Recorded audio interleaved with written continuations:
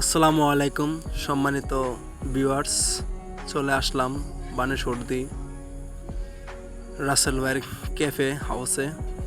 তো এটা হচ্ছে ভিতরের পরিবেশটা অনেক সুন্দর, নিরিবিলি, দেখার মতো একটা জায়গা।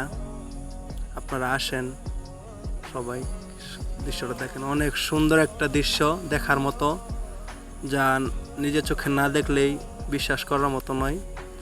তা সবাই চলে আসেন আমাদের বানেশ্বরদী, এটা ৫ নং বানেশ্বরদী ইউনিয়নে অবস্থিত রাসেল ভাইয়ের ক্যাফে হাউস।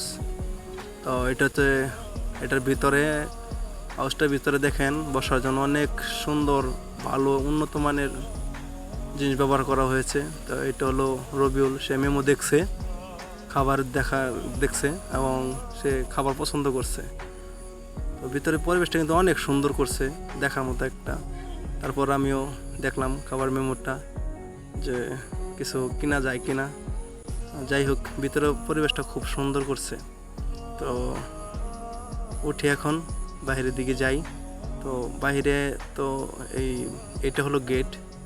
তো লাইটিংটা খুব সুন্দর করছে, যাক বাইরে তেমন একটা লাইট দেয় নাই।